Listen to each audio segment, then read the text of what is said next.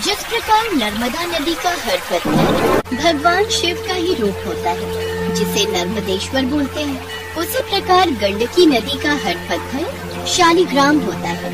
भगवान विष्णु का एक रूप शालिग्राम भी है और विष्णु जी के शालिग्राम रूप की पूजा सदियों से चली आ रही है। गंडकी नदी वही नदी है जहाँ शालिग्राम भगवान प्रकट होते हैं।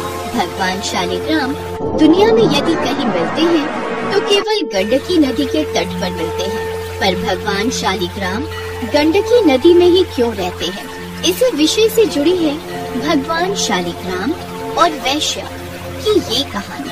हजारों वर्षों पूर्व किसी नगर में एक वैश्य रहा करती थी जिसका नाम गंडकी था। वो रोजाना रात को किसी न किसी पराये पुरुष के साथ भोग विलास किया करती थी। ये उसका पेशा था। एक दिन उस गांव में एक महात्मा जी आए। उन्होंने सभी गांव वालों का अपने उपदेशों से कल्याण किया। जब वैश्या ने उन महात्मा की कीर्ति सुनी तो एक दिन वो भी उन महात्मा के दर्शनों के लिए गई और उनसे प्रार्थना की, महाराज आप तो संत हैं, साधु हैं, सबका कल्याण करते हैं, सबको पावन करते हैं, मुझ वैश्या का भी कल्याण कर दीजिए।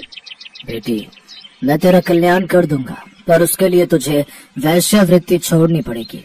महाराज मैं सब कर सकती हूँ, परंतु यह वैश्यावृत्ति का धंधा नहीं छोड़ सकती, क्योंकि अब इस कार्य की मुझे आदत हो गई है और यही मेरा पेशा है। इसके सिवा आप जो भी कहेंगे मैं कर लूंगी। कृपया करके मेरा उद्धार कीजिए।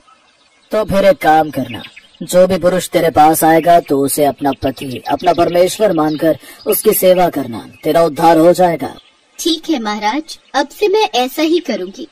अब सूर्यास्त होने के बाद जो भी पुरुष गंडकी के पास आता, उसे वो अपना पति मानकर उसकी सेवा करती, सत्कार करती और अपना पत्नी धर्म निभाती। उस पुरुष को अपना परमेश्वर मानती, क्योंकि उसने महात्मा जी के वचनों पर विश्वास किया था। अब जब विश्वास किया था तो विश्वास पर तो सब कुछ टिका है। गंडकी के द्वारा किए सभी कार्य भगवान विष्णु देख रहे थे। उन्होंने वैश्या की परीक्षा लेने के बारे में सोचा और वे उसके घर एक साधारण मनुष्य का रूप लेकर पहुंच गए। गंडकी ने उनका भी सत्कार किया, उन्हें अपना पति मानकर पूरे मन से सेवा की। भगवान विष्णु गंडकी की सेवा देख रहे थे, उसकी लगन देख रहे थे कि वो पत्नी की भांति उनकी कितनी सेवा कर रही है, उन्हें अपना पति मान रही है। गंडकी अपना पत्नी धर्म निभा रही थी। अब भगवान विष्णु ने लीला रची। वे अपना सिर पकड़कर बैठ गए और गंडकी घबरा गई। क्या हुआ स्वामी, आपको अचानक क्या हो गया? आपकी तबीयत तो ठीक है ना? पता नहीं, सिर दर्द से फटा जा रहा है, बहुत भयंकर पीड़ा हो रही है। मैं अभी वैद्य जी को बुला कर लाती हूँ। नहीं नहीं, तुम मुझे छोड़कर कहीं मत जाओ, मैं तुम्हारे बिना नहीं रह सकता, तुम मेरे पास ही रहो। गंडकी घबरा गई। इतनी देर में भगवान ने लीला करते हुए मरने का नाटक किया। गंडकी रोने लगी। उसने सोचा कि यह तो मेरे पति थे, ये इस दुनिया को छोड़ चुके हैं, इनके प्राण निकल चुके हैं, तो मुझे भी इनके साथ सती होना है। गांव वालों को खबर मिली कि वैश्या के घर में कोई पुरुष मर गया है, तो गांव वालों ने अर्थी तैयार की, भगवान को ले जाने लगे। अब गंडकी ने भी 16 श्रृंगार किए और पति की अर्थी के पीछे पीछे चल पड़ी। अरे गंडकी, तू हमारे साथ कहाँ जा रही है? चल वापस जा। नहीं नहीं, मैं भी इनके साथ जाऊंगी। यह मेरे पति हैं, इसीलिए पत्नी धर्म निभाते हुए मैं इनके साथ सती होना चाहती हूँ। कैसी पागल है तू? भला वैश्या का भी कोई पति होता है? अरे पागलों जैसी बातें मत कर। गांव वाले बातें बनाते हुए अर्थी को चिता पर रख देते हैं। गंडकी अपने पति के साथ ही चिता पर बैठ गई। गंडकी ने मन ही मन भगवान विष्णु से प्रार्थना की, हे प्रभु, मैंने महात्मा जी के वचनों पर विश्वास किया है। तब से लेकर आज तक यदि मैंने अपने पति के सिवा किसी भी पुरुष को न देखा हो तो इस चिता में स्वयं आग लग जाए। जब भगवान विष्णु ने देखा कि गंडकी तो उन्हें ही याद कर रही है और उनसे ही प्रार्थना कर रही है, तो उन्होंने चमत्कार दिखाया और गंडकी की परीक्षा हेतु चिता में आग उत्पन्न कर दी। जब आग लगी तो भगवान ने एक आंख खोली, देखा कि ये क्या कर रही है। भगवान विष्णु को लगा कि अग्नि की लपटों से गंडकी घबरा जाएगी और चिता से उठ जाएगी, पर वो तो अपनी आँखों को बंद किए अपने पति यानी कि भगवान विष्णु का सिर अपनी गोद में रखे बैठे रहे। चिता की आग भयंकर हुई। भगवान समझ गए कि गंडकी का उद्देश्य पक्का है। उसने यदि किसी एक पुरुष को पति मान लिया तो वह उसके प्रति पत्नी धर्म को सच्ची निष्ठा से निभाती है और आज भी वह यही कर रही है। वो अपने पति के साथ अपने जीवन का त्याग कर रही है। तब भगवान विष्णु प्रकट हुए, अग्नि शांत हो गई। भगवान विष्णु के आशीर्वाद से गंडकी पर अग्नि का कोई असर नहीं हुआ। आंखें खोलो गंडकी, मैं तुम्हारी भक्ति से प्रसन्न हूँ। मैं तुम्हारी परीक्षा ले रहा था, तुम मेरी परीक्षा में सफल रही हो। बोलो तुम्हें क्या चाहिए? प्रभु, आपके दर्शन करके मेरा जीवन सफल हो गया। प्रभु, मैंने आपको अपना पति परमेश्वर माना है। मेरी आपसे यही विनती है कि जिस तरह से चिता पर मैंने आपके सिर को अपनी गोद में रखा हुआ था, उससे मुझे सुख की अनुभूति हुई। अतः मैं चाहती हूँ कि आप सदा ही मेरी गोद में रहें। मेरा उद्धार करें प्रभु। गंडकी, जैसा तुम चाहती हो वैसा ही होगा। तुम गंडकी नदी में परिवर्तित हो जाओ तथा तुम्हारे जल में मैं शालिग्राम पत्थर के रूप में निवास करूंगा।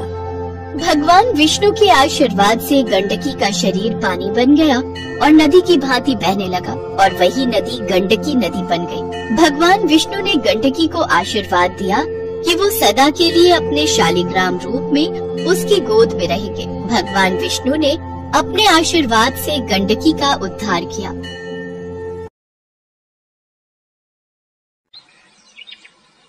जय जय तुलसी माता, मैया जय तुलसी माता, सब जग की सुखदाता, सबकी वर माता। जय तुलसी माता। हे तुलसी मैया, मेरे घर परिवार में अपनी कृपा बनाए रखना। जय तुलसी माता। माँ, आप रोजाना तुलसी के पौधे की पूजा क्यों करती हो? महिमा, तुलसी माता हम सबकी माँ है और वो हमारी हर दुख में सहायता करती है। इसलिए जीवन में कभी भी अपने आप को अकेला महसूस करो तो तुलसी माता को याद करना, वो तुम्हारी सदैव रक्षा करेंगी। अरे जानकी, बस छूट जाएगी, फिर शाम तक इंतजार करना होगा। महिमा, मुझे आने में 2 से 3 दिन लग जाएंगे। मेरे पीछे से तुलसी मैया की देखभाल अच्छे से करना और चाची जैसा कहे उनकी बात को मानना। अगर बापू की दवाई वैद्य जी ने जल्दी बना दी तो हम जल्दी लौट आएंगे।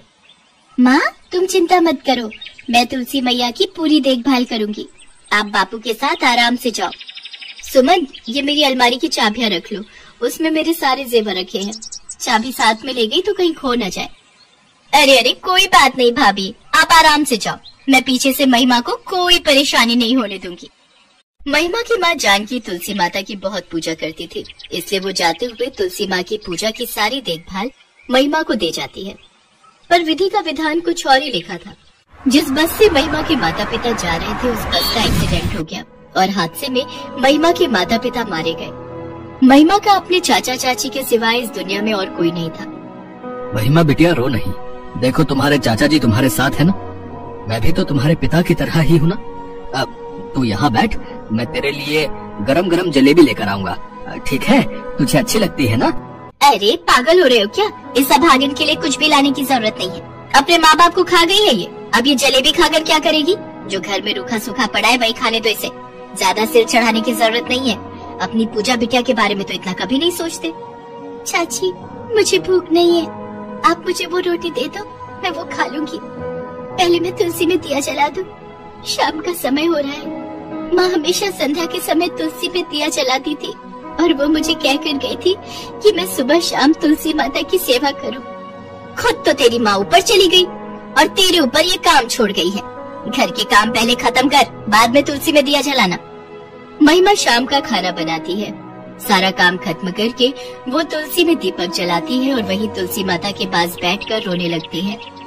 तुलसी मैया, माँ क्यों चली गई? माँ बापू के बिना दिल नहीं लगता। मैं उनके बिना बहुत उदास हूँ, मुझे नींद भी नहीं आती। माँ कहती थी आप तो सबकी माँ हो। माँ, मुझे बहुत डर लगता है, आप मेरे साथ रहोगी ना? महिमा आंगन में बैठी रो रही थी, तभी उसे तुलसी के पौधे में से आवाज आती है। महिमा, डरो नहीं, जब तक मैं तुम्हारे साथ हूँ तुम्हारा कोई भी बाल बांका नहीं कर पाएगा। बेटी, तुम बिल्कुल भी चिंता मत करो। तुम्हें जब भी कोई परेशानी हो तो तुम मुझे याद कर लेना, मैं तुम्हारी मदद को आ जाऊंगी। तुलसी माँ, ये आवाज तो तुलसी मैया के पौधे से आ रही है। इसका मतलब तुलसी मैया तक मेरी प्रार्थना पहुँच गई है। मैया, अब मैं बिल्कुल भी नहीं डरूंगी। मैं जानती हूँ आप मेरे साथ हो। महिमा तुलसी माता की आवाज सुनकर खुश हो जाती है। उसको यकीन था कि तुलसी माता का आशीर्वाद उसकी माँ के रूप में उसके साथ था। पर महिमा की चाची के स्वभाव में बहुत अंतर आ गया था। वो तो बस यही चाहती थी कि जो भी जेवर महिमा की माँ उसे देकर गई थी वो उन जेवर को हड़प ले। पर माँ तुलसी के होते हुए ऐसा कभी नहीं हो सकता था।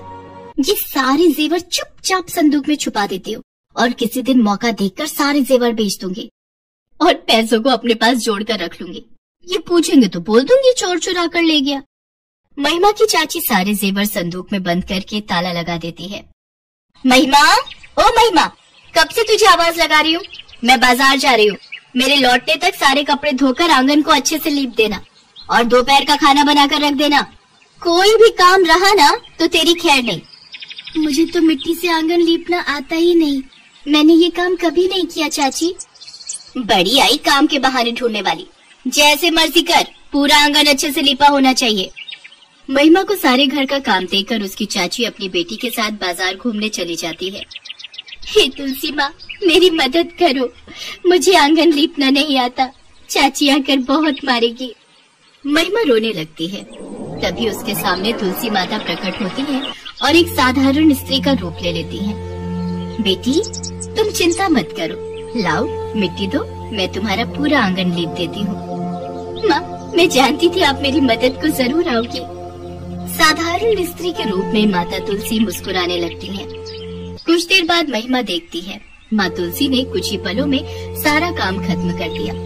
माँ, आपने तो सारा काम चुटकियों में ही खत्म कर दिया। अब चाची मेरे ऊपर गुस्सा नहीं करेंगी। बेटी, अब तुम थोड़ी देर आराम से सो जाओ। महिमा वहीं तुलसी के पौधों के पास सो जाती है और देवी तुलसी अंतर ध्यान हो जाती है।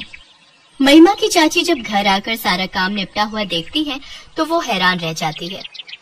अब वो रोजाना कठिन से कठिन काम महिमा को देकर जाने लगी और तुलसी माता आकर सारा काम कर देती थी। एक दिन महिमा की चाची ने चोरी छुपे तुलसी माता को स्त्री के रूप में घर का काम करते हुए देख लिया। ये बात है, तभी मैं कहूँ महिमा इतनी जल्दी तो घर के काम नहीं निपटा सकती। ये किसी औरत की मदद लेती है जो यहाँ पर इसके बदले घर का काम करती है। कहीं ऐसा ना हो इसने पूरा घर ही लुटा दिया हो। कोई भरोसा नहीं है, ये काम के बदले इसे कुछ न कुछ जरूर दे रही है।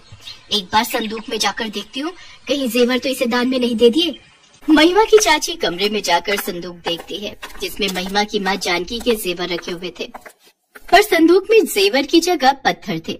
महिमा की चाची अपना सिर पीट लेती है। हे राम, मैं तो लुट गई, बर्बाद हो गई। सुनो जी, जेठानी जी के सारे जेवर चोरी हो गए। जरूर इस महिमा ने उस औरत को दे दिए जिससे ये चोरी छिपे घर के काम करवाती है। इसे बोलो उस औरत को बुलाए, वो कहाँ रहती है।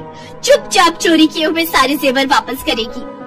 महिमा, तुम्हारी चाची किसके बारे में बात कर रही है? और सुलोचना घर का काम किसी और से करवाती है, तो फिर तुम क्या करती हो? घर के काम तो तुम्हें करना चाहिए ना। मुझे कुछ भी समझ में नहीं आ रहा है। चाचा, चाची सारा दिन घर के काम मेरे से करवाती थी। मेरे से अकेले सारे काम नहीं हो रहे थे। मुझे कुछ काम करने ही नहीं आते, इसलिए मैंने तुलसी माता को बुलाया। चाची जिनके बारे में कह रही है वो तुलसी माता है, वही रोजाना मेरी मदद को आती है। देखो देखो, ये किसे बुद्धू बना रही है। भला तुलसी के पौधे में से भी तुलसी माता बाहर आ सकती है? ऐसा कभी हो ही नहीं सकता। ये तो पागल हो गई है या किसी के कहने पर ऐसा कर रही है। इससे पूछो कि सारे जेवर कहाँ हैं। ना जाने इसने किसे दे दिए। सबसे पहले तो उस औरत को बुलाए, इसको बोलो अभी के अभी बुलाए। हे तुलसी मैया, चाची को विश्वास नहीं हो रहा कि आप मेरी मदद को आती हो। माँ, आओ ना, मेरी मदद करो। चाची को बताओ मैंने आपको कोई गहने नहीं दिए हैं। हे तुलसी माता, मेरी मदद करो। महिमा रोने लगती है। तभी तुलसी के पौधे में से माँ तुलसी प्रकट होती है। घबराओ नहीं महिमा बेटी, मेरे होते हुए तुम्हें कुछ नहीं होगा। सुलोचना, तुम्हारे मन में लालच में देख सकती हूँ। तुमने एक भोली भाली बच्ची पर कितने अत्याचार किए हैं। मैं इसका दंड तुम्हें अभी दे सकती हूँ। नहीं माँ, चाची को कुछ मत कहो। चाची की तरफ से मैं माफी मांगती हूँ। हे तुलसी माँ, आपके दर्शन पाकर हम तो कृतार्थ हो गए। हमें क्षमा करो माँ। मैं इन सबसे अनभिज्ञ था। मुझे नहीं पता था कि सुलोचना महिमा के साथ ऐसा व्यवहार करती है। मुझे माफ कर दो मैया, मुझसे भूल हो गई। मेरी आंखों पर लालच का पर्दा पड़ गया था। मैं आज के बाद कभी भी महिमा और पूजा दोनों में भेदभाव नहीं करूंगी। मुझसे गलती हुई माँ।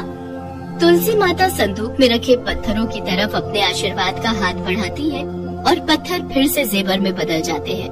उसके बाद सबको अपना आशीर्वाद देकर तुलसी माता अंतर ध्यान हो जाती है। उस दिन से महिमा की चाची भी तुलसी माता की सेवा में लग जाती है। माँ तुलसी के आशीर्वाद से महिमा के जीवन में सब कुछ ठीक हो जाता है।